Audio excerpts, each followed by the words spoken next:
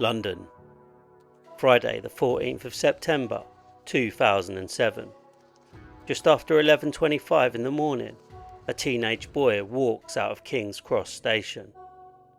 Around him, thousands of people are rushing through one of the busiest transport hubs in the United Kingdom.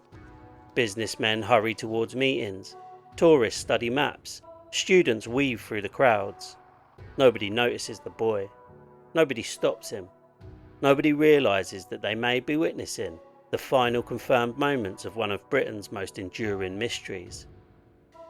He's 14 years old, small for his age, wearing a black Slipknot t-shirt, carrying a shoulder bag, walking with purpose, not running, not appearing distressed, not looking over his shoulder, just another face in the crowd. A few hours earlier, he'd left his family home in Doncaster. He should have been sitting in a classroom at school. Instead, he boarded a train to London, alone. He withdrew £200 from his bank account, purchased a one-way ticket, and travelled nearly 200 miles without telling a single person where he was going. Why? Nobody knows. What was waiting for him in London? Nobody knows. Did he intend to return home that evening? Nobody knows. For almost 2 decades, investigators, journalists, internet sleuths and Andrew's own family have tried to answer those questions. The trail begins clearly enough. A schoolboy, a train ticket, a CCTV image, then suddenly, nothing. No phone call, no bank activity, no confirmed sightings, no body, no explanation. It's as though Andrew Gosden stepped into the centre of one of the most heavily populated cities in Europe and simply vanished. Welcome back to What They Hide, Hidden Crimes in Plain Sight. I'm your host, Matt. If you'd like to support the show, you'll find the Buy Me a Coffee link in the episode description. You can also follow the podcast on all the socials at What They Hide Pod. And if you'd like to suggest a case or get in touch, email us at whattheyhidepod@gmail.com.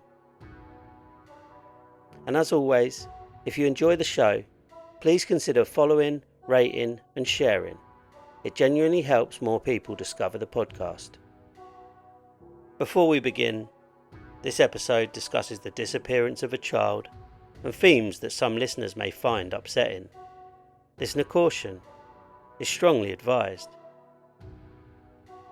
Right, let's crack on with the show.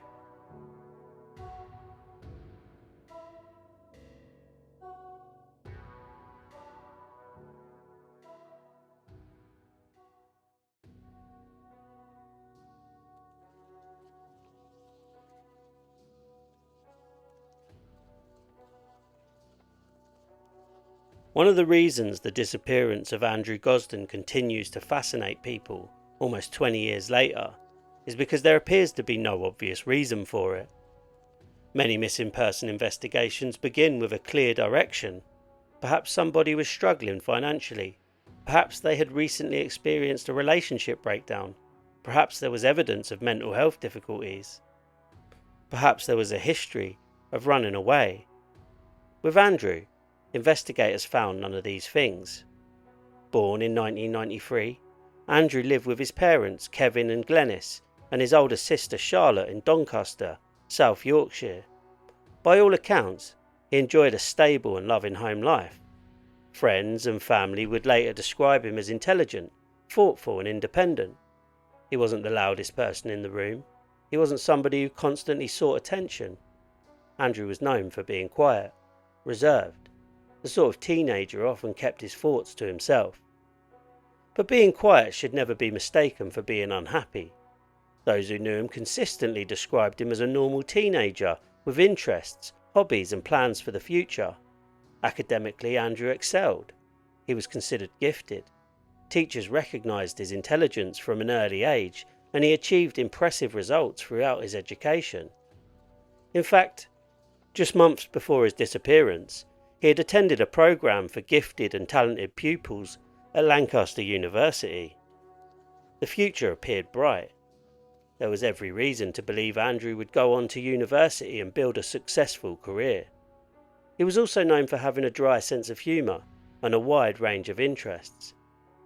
Like many teenagers of the mid-2000s, music played an important role in his life.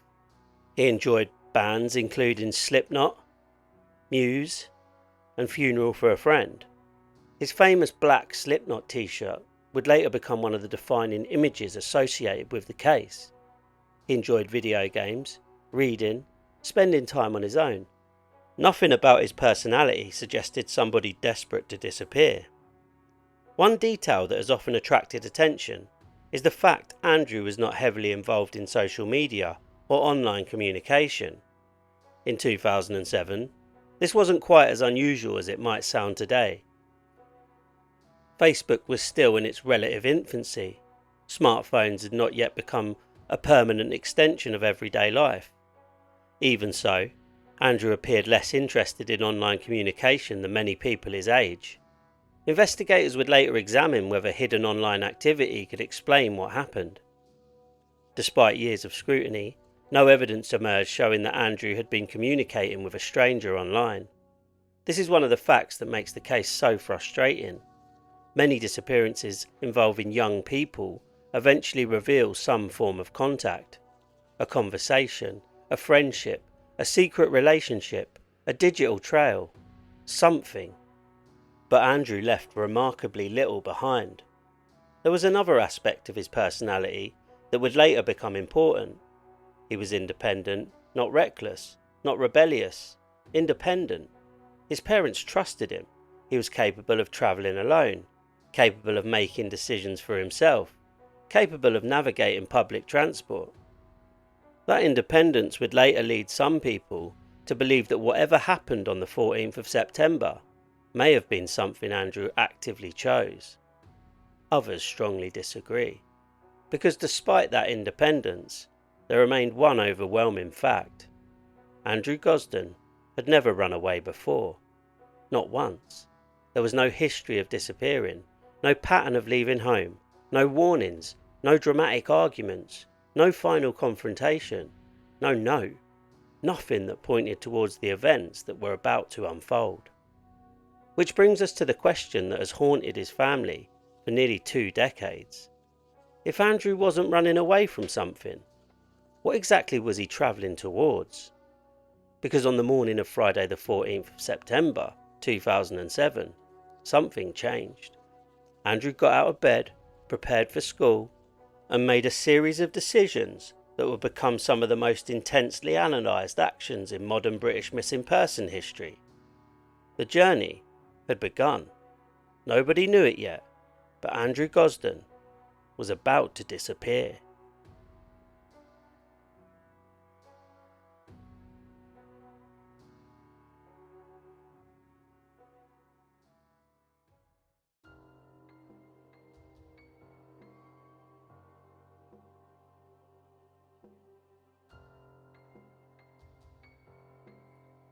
Friday the 14th of September 2007.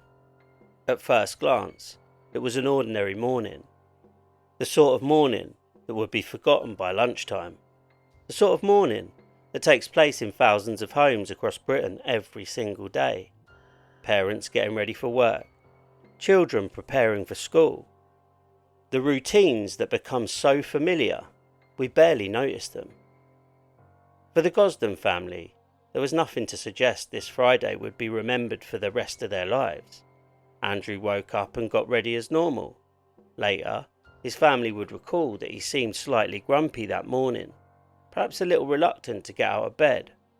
But then again, he was a 14-year-old boy being asked to go to school on a Friday morning. There was nothing unusual about that, nothing alarming, nothing that would have caused concern. There was certainly nothing that suggested he was about to vanish. Like countless mornings before, Andrew left home wearing his school uniform. He walked out of the front door and headed towards school. At least that's what everybody believed. The time was shortly after 8 o'clock. As far as anyone knew, the day was unfolding exactly as it should. But somewhere between leaving his home and arriving at school, Andrew made a decision. a decision that remains one of the biggest mysteries in the entire case, because instead of continuing to school, Andrew changed course. Rather than attending classes, he headed towards a cash machine. There, he withdrew £200 from his bank account. At the time, this represented the vast majority of the money available to him. The transaction would later become one of the most analysed moments of the investigation. Why withdraw the money? What did he need it for? Had he planned this in advance, or had the decision been spontaneous? Nobody knows. What investigators do know is that after withdrawing the cash, Andrew returned home. And this is where the story becomes even stranger. By now, the family house was empty. His parents had left for work. His sister had gone to school. For a brief period, Andrew was alone. He entered the house, removed his school uniform, placed it in the washing machine, then changed into casual clothing. Most accounts describe him as wearing black jeans and the black Slipknot t-shirt that would later become synonymous with the case. These actions have fascinated investigators for years, because they suggest a degree of planning. This wasn't somebody storming away after an argument. This wasn't a teenager acting impulsively in a moment of anger. Andrew appears calm, methodical, deliberate. He changes his clothes, leaves his school uniform behind, and prepares for whatever comes next. Yet even here, the picture isn't entirely clear, because there are details that suggest he may not have intended to be away for very long. He left around £100 in cash inside his bedroom. He left his passport behind. Perhaps most intriguingly, he left the charger for his PSP. That small detail has become one of the most debated aspects of the entire case. Teenagers are rarely separated from the things they enjoy. If Andrew was planning to disappear permanently, why leave behind something as important as the charger? His PSP would eventually run out of battery. The device would become useless. Some investigators and commentators have argued this point towards a short trip rather than a permanent departure. Others caution against reading too much into it. After all, people forget things all the time. But in a case with so few clues, even the smallest details take on enormous significance. Once changed, Andrew gathered a handful of belongings: his wallet, his keys, his PSP, and the shoulder bag he would later be seen carrying on CCTV. Then he left home again, this time for the last time. As the front door closed behind him, nobody witnessed anything unusual. No dramatic farewell, no emotional goodbye, no sign that he believed he would never return. Just a teenager walking away from his house on a Friday morning. The journey to Doncaster railway station would take around 20 minutes on foot. At some point during that walk, Andrew almost certainly knew exactly where he was going. The question that continues to haunt investigators is whether he also knew why. When he arrived at the station, another crucial piece of mystery unfolded. Andrew approached the ticket office. The interaction lasted only moments, but nearly 2 decades later, people are still discussing it. Andrew requested a ticket to London King's Cross. Nothing unusual there. Thousands of people make that journey every week. What happened next, however, would later attract enormous attention. According to reports, the ticket clerk offered Andrew the opportunity to buy a return ticket. The difference in price was minimal. For only a small additional amount, he could have secured a journey home. Yet Andrew declined. Instead, he purchased a one-way ticket, a single, to London. The significance of that choice has been debated endlessly. Some people see it as evidence he never intended to come back. Others point out that 14-year-olds don't always make the most logical financial decisions. Perhaps he simply wasn't thinking ahead. Perhaps he planned to buy a return later. Perhaps he intended to travel home another way. Nobody knows. But the one-way ticket remains one of the most important facts in the entire investigation. At approximately 9:35 in the morning, Andrew boarded the train. The service would take him nearly 200 miles south, away from Doncaster, away from school, away from his family. away from everyone who believed he was spending the day in class. A passenger who later came forward recalled seeing Andrew during the journey. The witness described him as appearing calm and relaxed. There was no sign of distress, no indication he was frightened, no suggestion he was being forced to travel. Instead, Andrew reportedly spent much of the journey using his PSP. For nearly 2 hours the train carried him steadily towards London, through towns and countryside, past countless stations, past countless opportunities to change his mind. If Andrew was running away, this was the moment he could have turned back. If he was nervous, there was ample time to reconsider. Yet there is no evidence that he hesitated, no evidence that he appeared troubled. Everything points towards a teenager travelling exactly where he intended to go. As the train approached London King's Cross, one simple question hung over the journey. What was waiting for him there? A concert, a day out, a friend, a stranger, adventure, danger? The truth remains unknown. What we do know is that shortly after 11:20 in the morning, the train arrived. Andrew stepped onto the platform, and within minutes he would be captured on CCTV in what would become one of the most famous images in British missing person history. The image that marks the beginning of the mystery, and the last confirmed sighting of Andrew Gosden.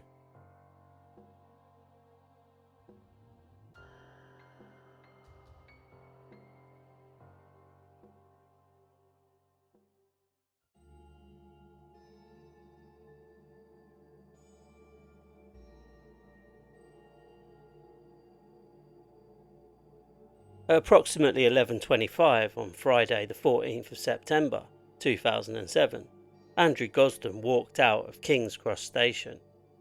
The image lasts only a few seconds, yet it has become one of the most recognisable pieces of CCTV footage in British missing person history. Andrew emerges into the station concourse, carrying his shoulder bag. His dark hair falls over his forehead. The black Slipknot t-shirt stands out against the crowds moving around him. He doesn't appear frightened. He doesn't appear lost. He isn't running. He isn't looking over his shoulder. In fact, one of the most striking aspects of the footage is how ordinary it appears. There is nothing about his behaviour that immediately raises concern. If you saw the footage without knowing the story, you would never imagine that this would be the final confirmed image of a 14-year-old boy. Thousands of people pass through King's Cross every hour. On that Friday morning, Andrew was simply another face in the crowd. And then he was gone. For investigators, that CCTV image represents both a breakthrough and a frustration. A breakthrough because it confirms Andrew successfully arrived in London. A frustration because it reveals almost nothing about what happened next. The footage shows where he was, but not where he was going. To understand why this moment matters so much, it's important to appreciate the scale of London itself. For someone arriving from Doncaster, London could be overwhelming. The crowds, the noise, the endless movement of people. Yet Andrew was not entirely unfamiliar with the city. He had visited before. Family members lived in London.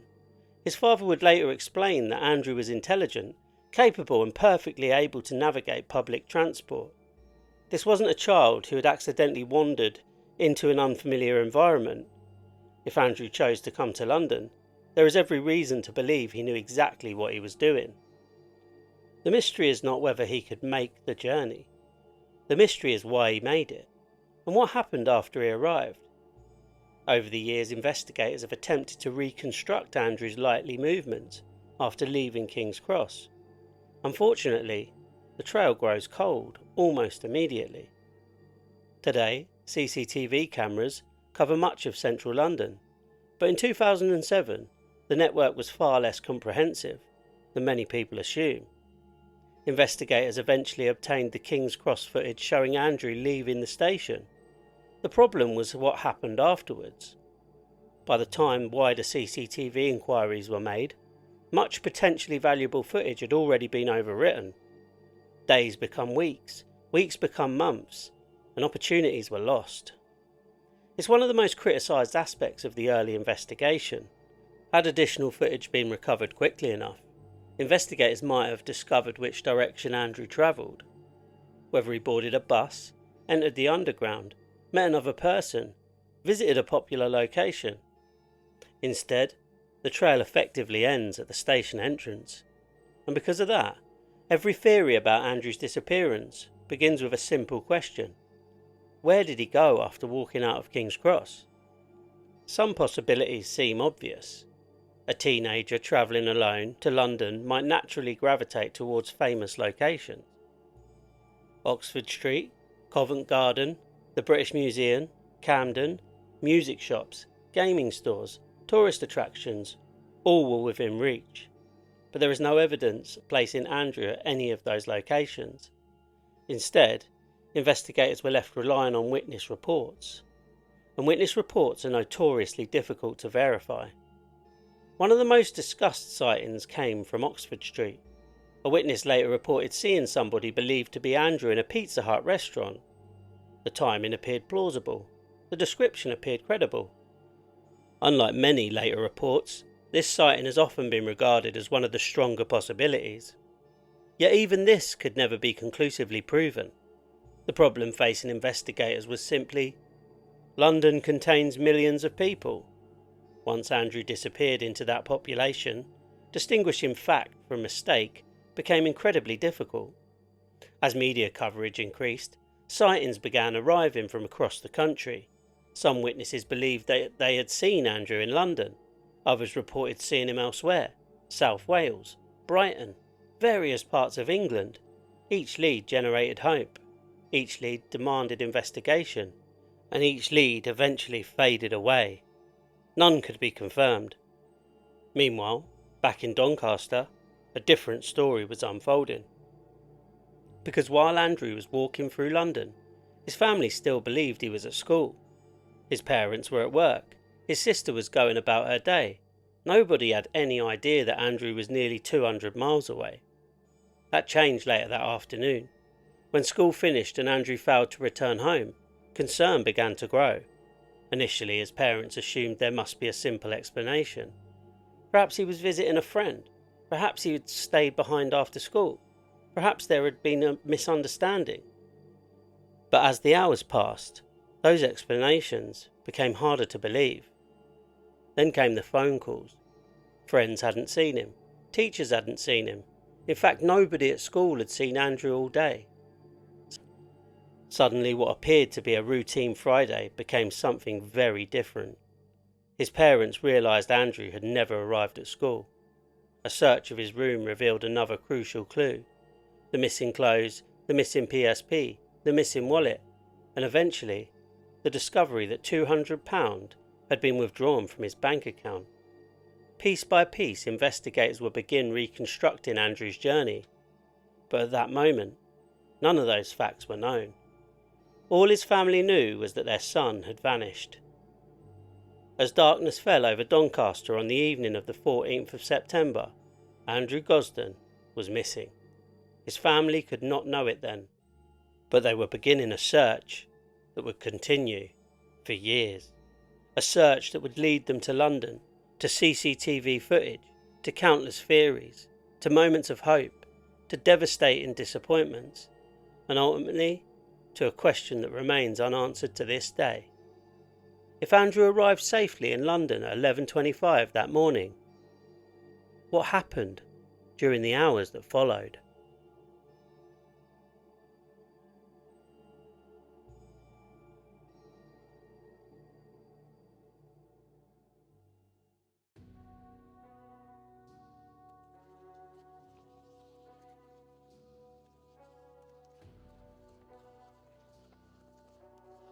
In missing person cases, the first few hours are often the most important. Memories are fresh, witnesses are easier to locate, CCTV footage still exists, potential suspects have not yet had time to disappear. Investigators frequently refer to it as the golden window, the period in which the smallest piece of information can change the entire direction of a case. For Andrew Gosden, Many people believe that window closed before anyone even realised he was missing. On the evening of the 14th of September, concern within the Gosden family rapidly turned into alarm. Andrew had not returned home. Nobody had seen him at school. Friends had no explanation. Teachers had no explanation. It was completely out of character. This wasn't a teenager who regularly ignored curfews. This wasn't somebody known for disappearing for hours without explanation. The behaviour simply didn't fit. As concern grew, his parents contacted police. At this stage, investigators were facing a problem common to many missing person inquiries. They knew Andrew was missing. What they didn't know was where to begin. Had he run away? Had he met with an accident?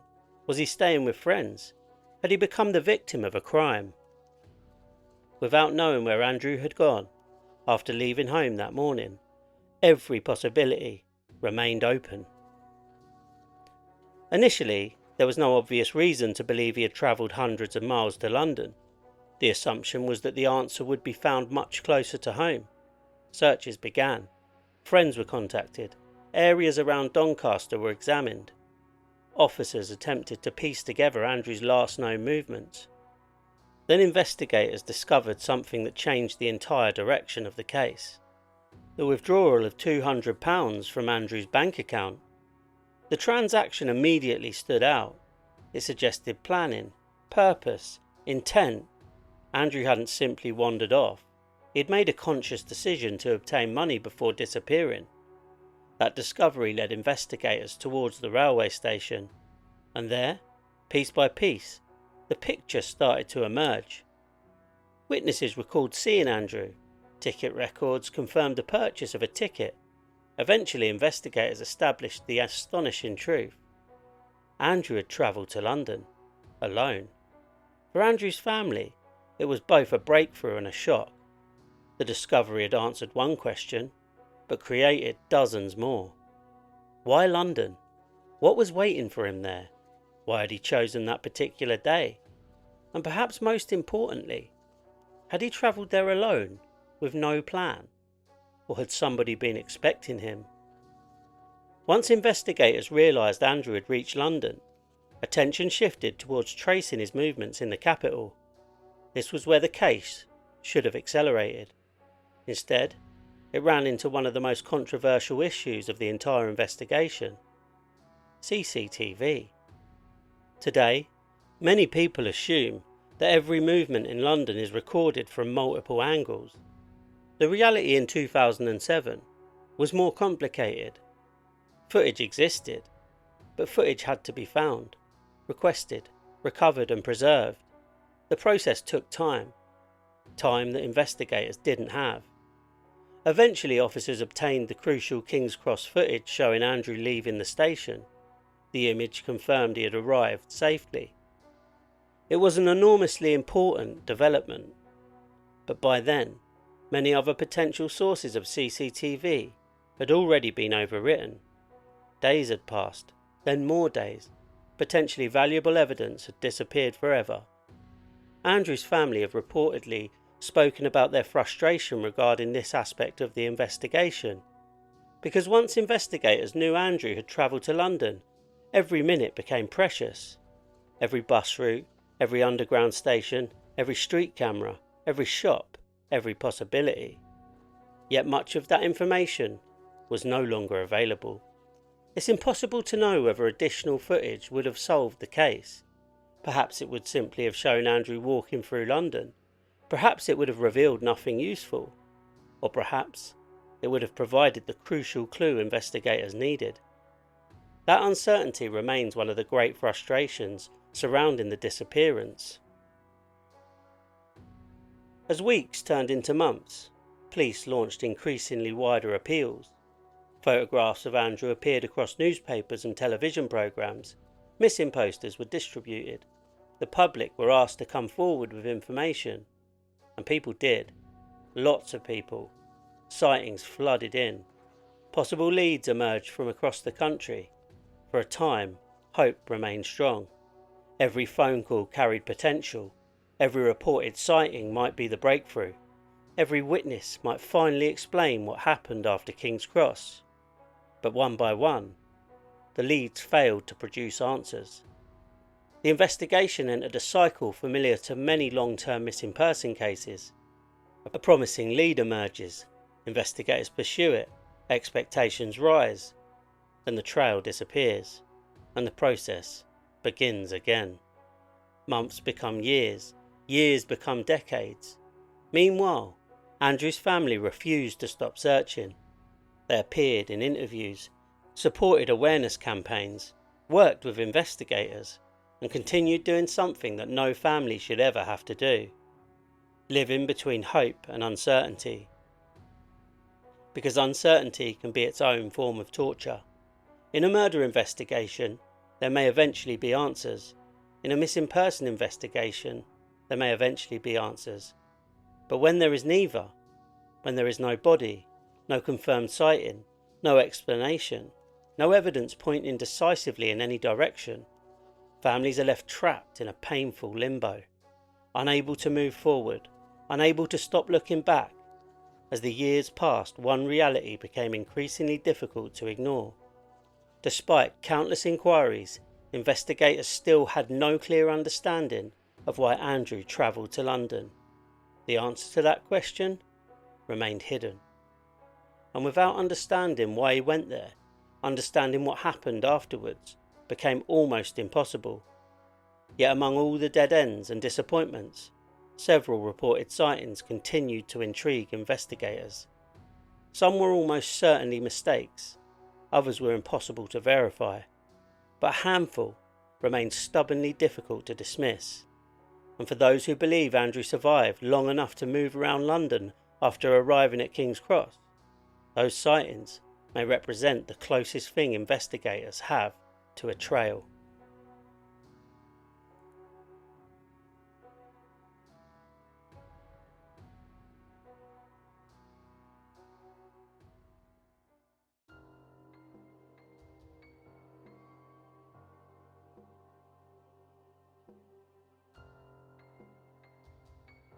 When a person disappears, especially a child, reports begin arriving almost immediately. Some are genuine attempts to help, some are honest mistakes, others are the product of memory playing tricks.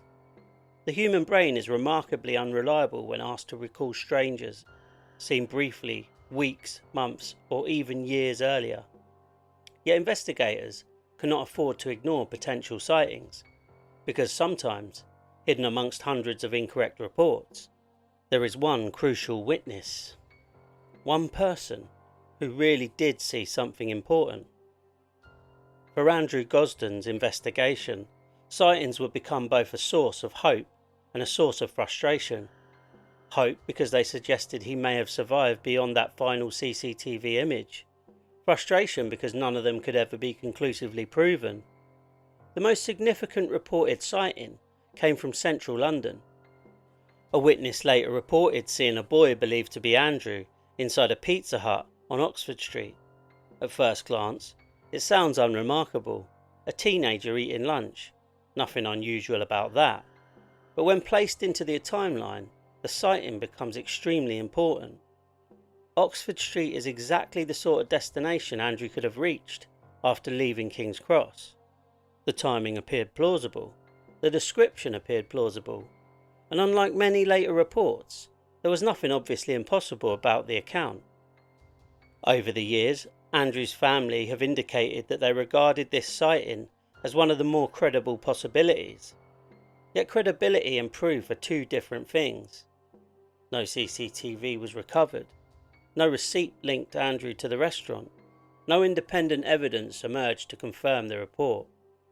As a result, investigators were left with a frustrating possibility. The witness may have seen Andrew, or they may have seen somebody who looked remarkably like him. The truth remains unknown. The Pizza Hut sighting is important, not because it proves anything, but because it represents the last point at which Andrew may arguably have been seen with any degree of reliability.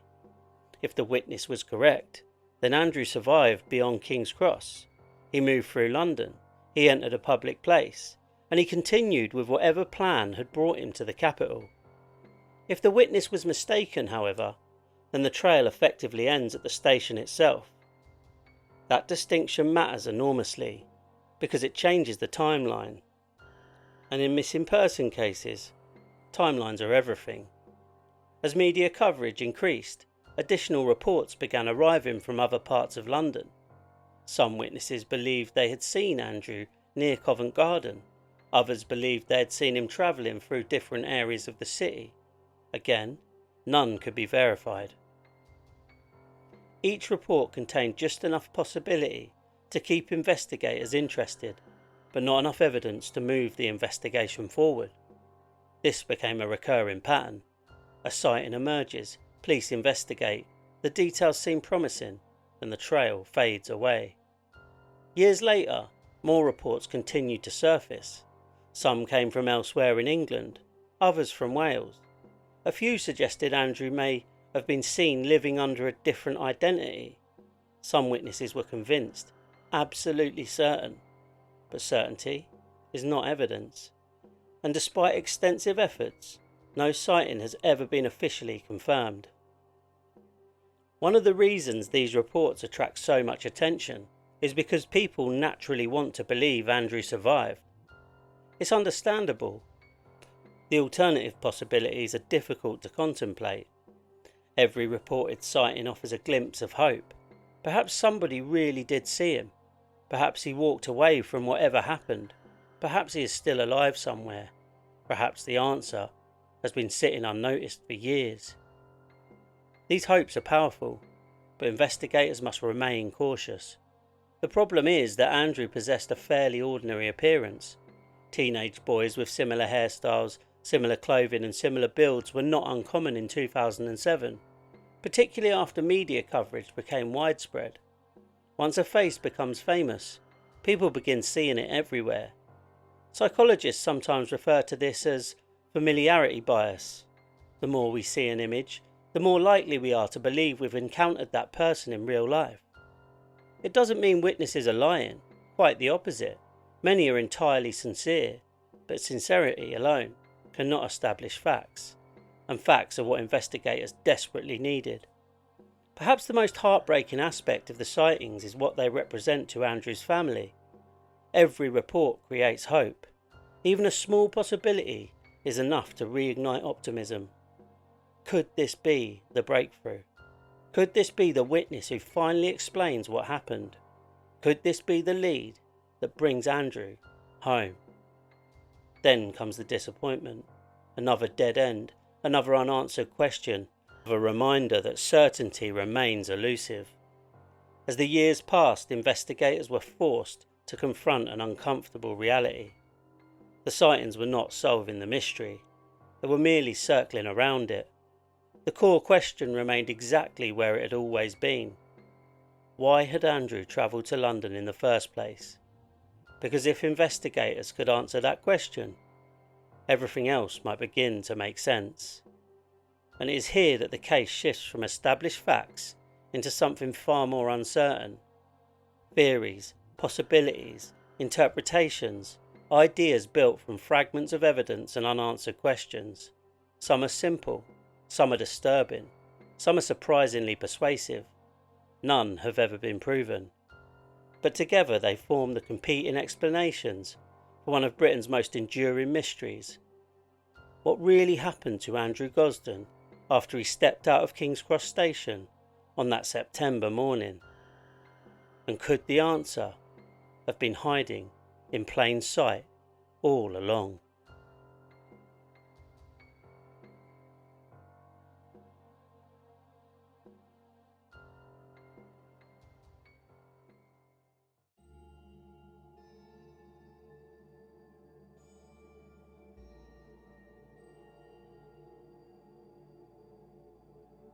Nearly every major missing person case eventually reaches the same point. The facts run out, the questions remain, and into that gap steps the theories. Some are supported by evidence, others are little more than speculation. Most exist somewhere in between. The disappearance of Andrew Gosden is a perfect example. Investigators know what happened up until 11:25 a.m. on the 14th of September 2007. After that, certainty disappears. Everything that follows is an attempt to explain the unknown. Over the years, 4 main theories have emerged. Each has supporters, each has weaknesses, and none can fully explain every piece of the puzzle. Theory 1. A day trip goes wrong. Of all the explanations, this is perhaps the simplest, and sometimes the simplest explanation turns out to be the correct one. According to this theory, Andrew travelled to London for a specific reason, perhaps to visit a museum, perhaps to browse music shops, or attend a concert, perhaps simply to enjoy a day away from school. The key point is that he travelled alone and voluntarily. Supporters of this theory point to Andrew's intelligence and independence. He was perfectly capable of making the journey. He knew London. He had relatives there. Travelling to the capital was not beyond him. In this version of events, Andrew's disappearance was not the result of a long-term plan. Instead, something unexpected happened after he arrived. An accident, a chance encounter, a crime opportunity, something nobody could have predicted. For many people, this theory explains several aspects of the case: the £200 withdrawal, the casual clothing, the decision to leave school, the fact he left money, possessions and his passport behind. All of those details are consistent with somebody expecting to return home. But there's a problem. If Andrew simply intended a day out, why tell nobody? Why not leave a note? Why not contact a friend? Why not offer some explanation? Even teenagers skipping school usually tell somebody. Andrew told no one, and that silence remains difficult to explain, which leads directly into the second theory. Theory 2. He was going to meet someone. This theory has probably become the most discussed over the years. It begins with a simple observation. Andrew appeared to have a destination. His actions looked purposeful. He withdrew money, changed clothes, travelled to London, bought a one-way ticket. None of it appears random.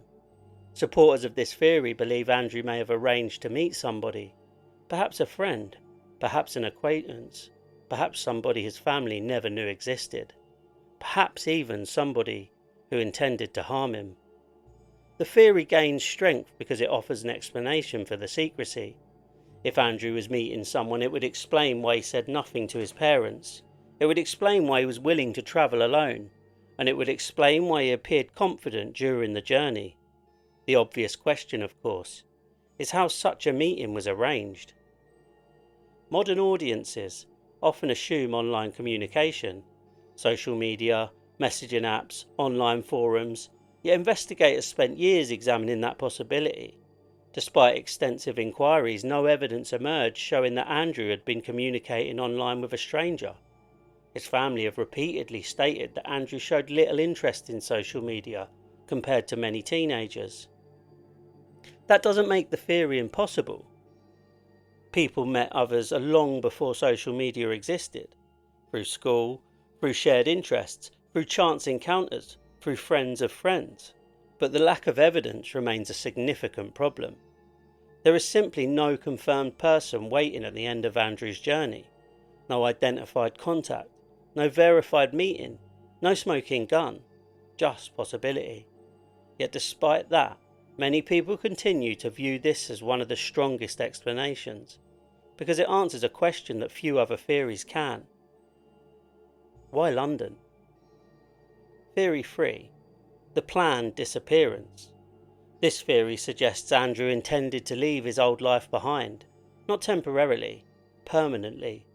Supporters point immediately to the one-way ticket. It's impossible to discuss this case without mentioning it. The return ticket would have cost very little extra, yet Andrew specifically declined. Why? For some observers, the answer is obvious. He wasn't planning to come back. Additional details appear to support this idea.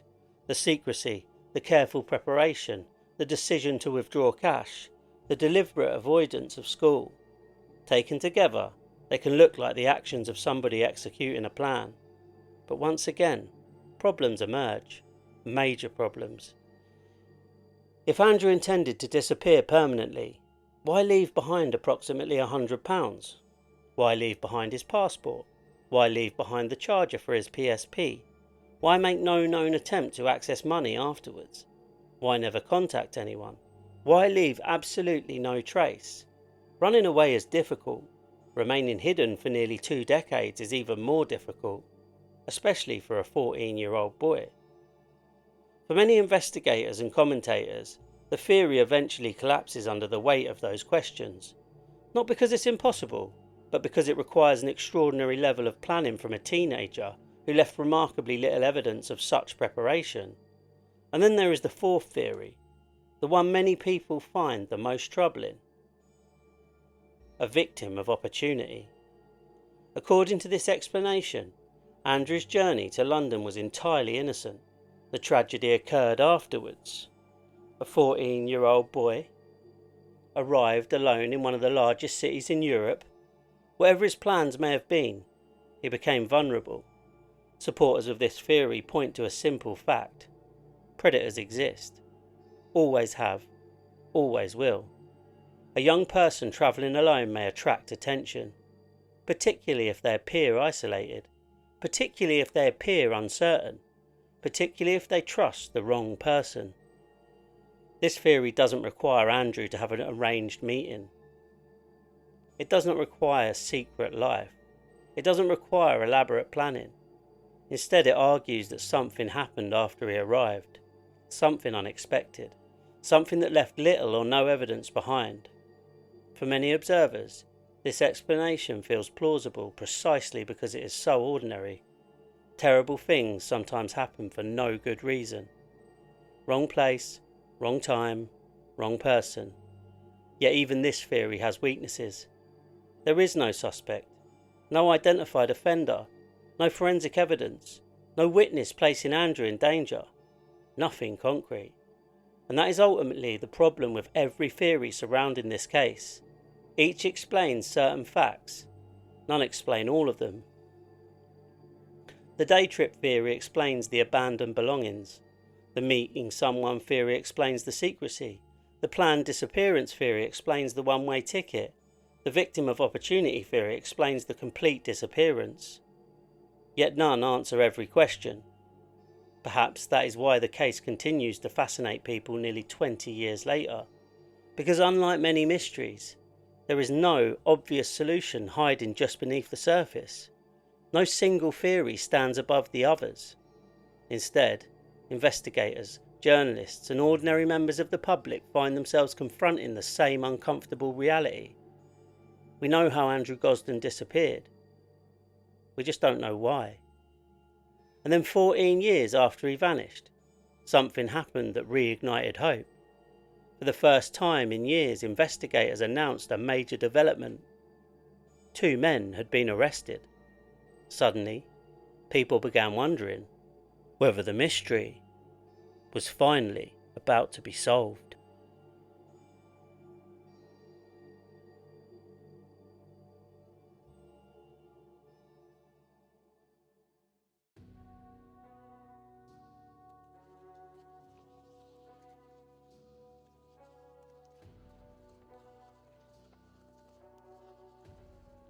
For years, the investigation into Andrew Gosden's disappearance appeared trapped in the same cycle. Appeals, sightings, theories, dead ends, then more appeals. As time passed, many people began to wonder whether the truth would ever be discovered. The case remained open. Investigators continued their work, but from the outside, there appeared to be little movement. Then, in December 2021, everything changed, or at least it appeared to. South Yorkshire police announced that 2 men had been arrested in connection with Andrew's disappearance. One was arrested on suspicion of kidnap. Both were arrested on suspicion of human trafficking. The news spread quickly. For Andrew's family, for investigators, and for those who had followed the case for years, it felt like a potentially enormous development. This wasn't another unconfirmed sighting. This wasn't another internet theory. This was police action. Real arrests. Real suspects. For the first time in a long time. there was a sense that investigators might finally be closing in on an answer. Across social media and online discussion forums, speculation exploded. Who were the men? How were they connected to Andrew? What evidence had led investigators to them? Did police know more than they were revealing? Could this finally explain why Andrew travelled to London? The public wanted answers, but investigators revealed very little, and that was deliberate. When arrests are made, police are often extremely cautious about what information they release. Protecting an investigation is more important than satisfying public curiosity. As a result, details remained limited. What was known was that electronic devices had reportedly formed part of the investigation. Beyond that, very little entered the public domain. For Andrew's family, the development inevitably raised hopes. After more than 14 years of uncertainty, there was finally a tangible lead, something concrete, something that appeared to move the investigation forward. Yet experienced detectives know an uncomfortable truth. An arrest is not evidence of guilt. An arrest means investigators believe there are grounds to ask questions. Nothing more, nothing less. The distinction is crucial. Many high-profile investigations involve arrests that ultimately lead nowhere. Sometimes evidence does not support the original suspicion. Sometimes new information emerges. Sometimes investigators simply discover they were following the wrong path. As months passed, the public waited, and waited, and waited. But the dramatic breakthrough many had hoped for never arrived. No charges were announced. No major revelations were made public. No explanation emerged regarding Andrew's disappearance. Then in 2023, investigators confirmed that the two men had been eliminated from the inquiry. Just like that, one of the most significant developments in the case returned investigators to where they had started. Without answers, without suspects, without certainty. For many people following the case, it was deeply disappointing.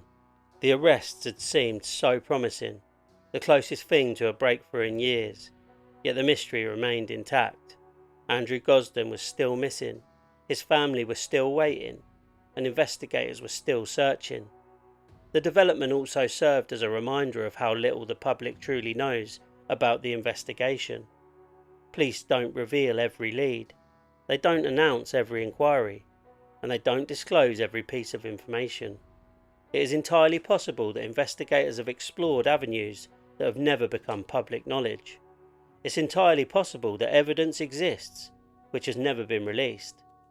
But what remains clear is that no lead has yet been strong enough to solve the case. And so, nearly 2 decades after Andrew stepped off that train in London, the central mystery remains exactly where it has always been. Waiting. Waiting for a witness. Waiting for a piece of evidence. Waiting for somebody, somewhere, to provide the missing piece of the puzzle. Because despite all the theories, all the investigations and all the media coverage, the truth may ultimately rest with a single person. Someone who saw something, someone who heard something, someone who knows something, and perhaps has never come forward. Or perhaps never realised what they knew was important. The disappearance of Andrew Gosden continues to haunt people because it feels as though the answer should exist. This is not a medieval mystery lost to history. This happened in modern Britain, in daylight, in one of the busiest cities in Europe. A 14-year-old boy travelled almost 200 miles, walked through a major railway station, moved amongst thousands of people, and then vanished. No confirmed sighting, no explanation, no resolution, just questions. Questions that have endured for nearly 20 years, and questions that Andrew's family continue to ask. Where did he go? Who did he meet? What happened after King's Cross? And perhaps the most heartbreaking question of all, could the answer have been discovered if those first crucial hours had unfolded differently?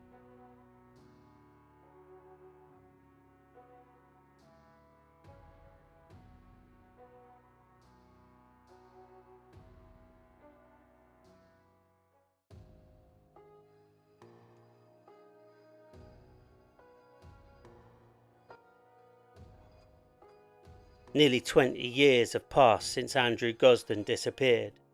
His family have never stopped searching, police have never closed the case, and despite countless theories, no definitive explanation has ever emerged. Perhaps one day a witness will come forward, perhaps a forgotten piece of evidence will be rediscovered, or perhaps somebody who has remained silent for years will finally decide to speak. Until then, Andrew's disappearance remains one of Britain's most enduring mysteries, a case defined not by what investigators know, but by what they don't.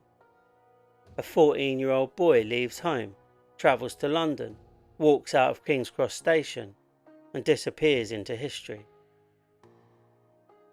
If you've enjoyed this episode of What They Hide, Hidden Crimes in Plain Sight, please consider following, rating, and sharing the podcast.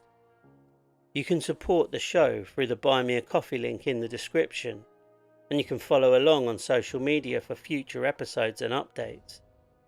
Most importantly, remember Andrew Gosden, because behind every mystery is a real person, and behind every unanswered question is a family still hoping for answers.